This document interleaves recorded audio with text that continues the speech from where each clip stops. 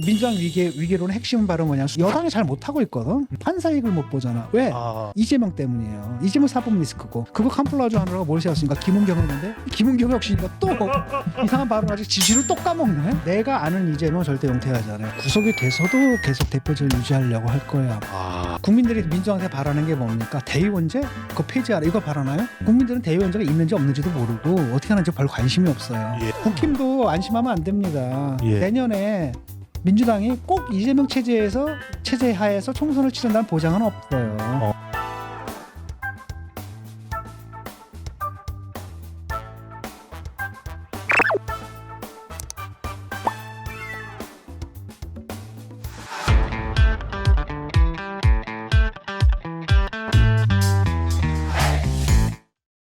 수도권 위기론이 확산되고 지금 이재명 대표 용태론 이야기가 나옵니다. 이건 어떻게 보십니까?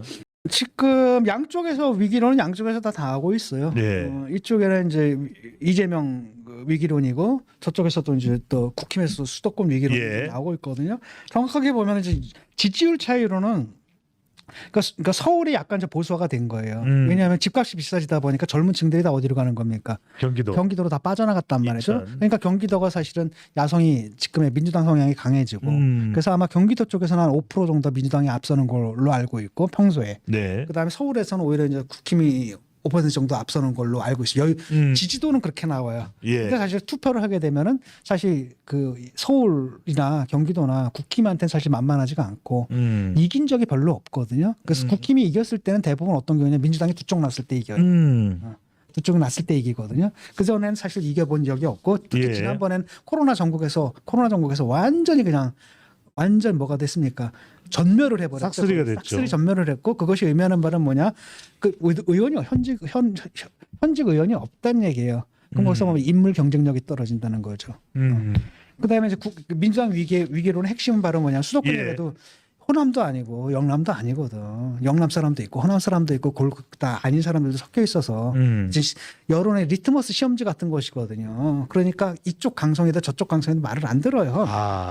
그런데 이제 민주당 같은 경우에 지금 지금 보면 여당이 잘 못하고 있거든. 집권 여당이 잘 못하고 있단 말이에요. 악재가 계속 쌓이고 하는데도 판사 이익을 못 보잖아. 왜? 표 때문에, 이재명 때문이에요. 이재명 사법 리스크고, 그거 캄플라주 하느라고 뭘 세웠으니까 김은경 했는데, 이 김은경 역시니까 또 이상한 발언 아직 지지를 또 까먹네.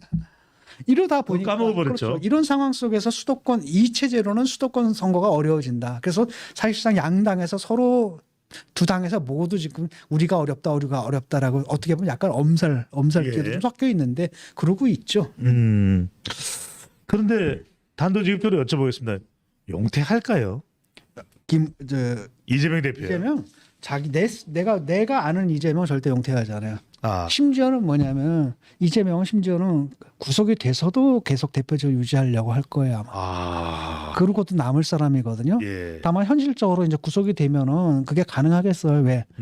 최고위원회를 열어야 되는데 어디서 최고위원회를 열어요? 실제로 당 대표직을 수행하기가 어려워질 수가 있다라는 거죠. 그러니까 그래서 이제 이번에 나온 게 이제 그 세 가지 혁신안 있잖아요. 그게 혁신안으로 넘어갑니다. 그게 이제 그 문제거든요. 그러니까 일단 혁신안이 세 가지였단 말이에요. 하나는 불체포 특권 포기. 이건 개소리죠. 왜냐하면 정당한이라는 조건을 붙였기 때문에 하나만 한 소리를 한 거예요. 이건 그냥 없어진 걸로 봅시다. 그다음에 두 번째는 대의원제 폐지란 말이죠. 근데 이게 계속 이상한 게, 대의원제 이거는 투표율인데 전당대회율이잖아요. 그렇죠. 전당대회율이고, 전당대회는 민주당에서 언제 합니까? 내년 8월에 한단 말이죠. 총선 끝나고 내년 8월인데 이걸 도대체 왜 하지? 그러니까 그 박성민 씨인가? 그분 있잖아요. 여론조사 뭐 하는 그 누구죠? 박성민 민컨설팅의 나는 그분 말에 동일하거든. 그분이 이제 뭐라고 해야, 그분이 어떤 의심을 하냐면은, 이거 이재명 지금 플랜 B 아니냐, 이재명 유고시에. 그러니까 사실 이재명의 운명은 지금 본인 스스로의 결단에 달려 있기도 하지만, 그보다는 사실 외부에 의해서 결정날 게 뻔하거든요. 많은 사람들이 본인이 결단하고 사퇴하라는데 본인이 안 물러나는 거잖아요. 근데 이제 물러나지 않을 수 없는 그런 상황이 벌어지는 거죠. 검찰 수사에 구속이 된다라든지 이런 것들이라고 했을 때, 만약에 이제 한번 생각해봐. 우리가 10월 위기론이 잠깐 나왔었잖아요. 10월 사퇴론. 10월에 장 물러난다고 생각을 해보세요. 예. 그렇게 되면 전당대회가 아직 10달이 남은 거예요. 8달 이상이 남았을 때는 뭐가 되는 겁니까? 전당대회를 합니다. 전당대회를 하게 돼 있거든요. 예. 그러니까 그걸 염두에 두기 때문에 이 사람들도 친명 애들도 벌써 그거 생각하는 게 아닌가. 이재명 대표가 만약에 구속이 되거나 대표직을 수행하지 못할 경우에는 그 전당대회를 바로 하게 되겠다. 예. 그렇다면 우리가 사실 다시 당권을 잡아야 되는데 전당대회를 유리하게 하려면 대의원제를 없애야 된다. 이러면 합리적이죠.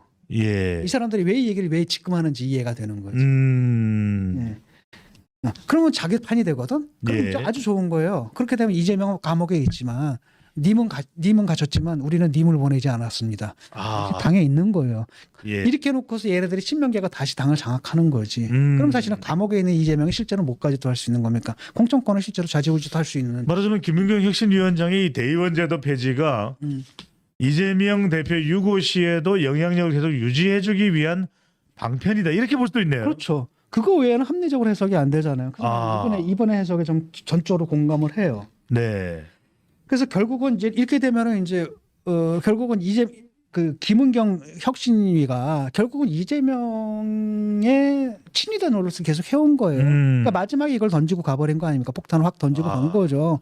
이게 받아들여지겠냐? 절대 안 받아들일 겁니다. 네. 항상 진 교수님 그런 이야기 하셨었어요.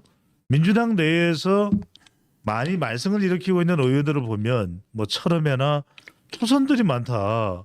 근데 중진 용태론이 아니라 상당히 당을 좀 파고로 몰아넣었던 사람들의 용태론. 그렇죠. 이게 맞는 거 아닐까요? 그렇죠. 그러니까 이게 사실은 당을 혁신하는 거랑 아무 상관없는 겁니다. 국민들이 볼 때 국민들이 민주당한테 바라는 게 뭡니까? 대의원제 그거 폐지하라 이거 바라나요? 국민들은 대의원제가 있는지 없는지도 모르고 어떻게 하는지 별 관심이 없어요. 예. 전혀 관심이 없는 겁니다. 국민들이 오히려 바라는 건 뭐냐면 저놈의 극성스러운 개딸들, 재명인의 마을들, 이 극성스러운 정치 팬덤들, 이 훌리건들 이놈들 좀 손봐달라. 근데 실제로 혁신안 딱 놓은 거 보면 이놈들한테 날개 달아주는 혁신안이 나와버린 거예요. 완전 국민들의 바람은 거꾸로 가는 거죠. 이것도 마찬가지거든요. 국민들이 볼 때는 뭐냐. 민주당을 저 모양으로 만드는데 결정적인 역할을 하는 게 다 완장찬 초선들이었단 말이에요. 그 초선들이 왜 이렇게 설치느냐. 간단합니다. 당내 위상이 다른 경험이 많은 다른 의원들에 비해서 당내 위상이 떨어지잖아요. 예. 그래서 공천을 받으려면 뭡니까? 강성 지지층에 호소를 할 수밖에 없는 겁니다.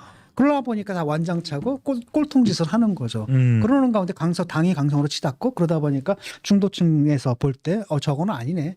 그러니까 민심으로부터 당이 이제 멀어지게 된 그 주역이 다 초선들이었잖아요. 그러니까 얘네들을 물러나게 해야 되는데 얘네들이 오히려 다른 애들 물러나라. 그다음에 뭐가 되냐면 그 원에 있는 애들 있잖아요.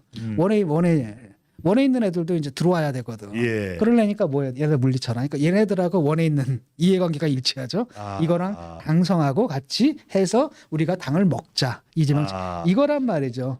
그러니까 문제는 뭐냐 국민들을 정말 국민들의 마음을 민정에서 떠나게 했던 그 결정적인 역할, 협박한 역할을 했던 걔네들은 가만 놔두고 해먼 다선한테 얘기를 하는 겁니다. 그리고 사실 그 설문조사도 보게 되면 뭐냐면 국민들이 민주당한테 비판하는 게 의원 기득권이 아니에요. 뭘 비판하냐? 무능하다, 부패했다, 위선이다. 이거 다 누굽니까? 얘네들이잖아요. 이걸 비판하거든요. 근데 얘네들은 놔두고 애먼 다선들 공격을 하는 겁니다. 그럼 결국은 이것도 뭐냐? 친명 개딸들을 위한 잔치를 벌이겠다는 거잖아요. 이걸 혁신안이라고 놓고 나간 게 김은경이에요. 결국 이건 누구냐? 국민들이 바라는 혁신이 아니라 개딸들을 위한 거고 이재명을 위한 거고 친명계를 위한 이런 거라는 거죠. 이걸 딱 던져놓고 나가버린 거예요. 이거 받겠어요? 그럼 말이 안 되는 거죠. 네. 자, 김은경 혁신이 일단 종료가 됐습니다.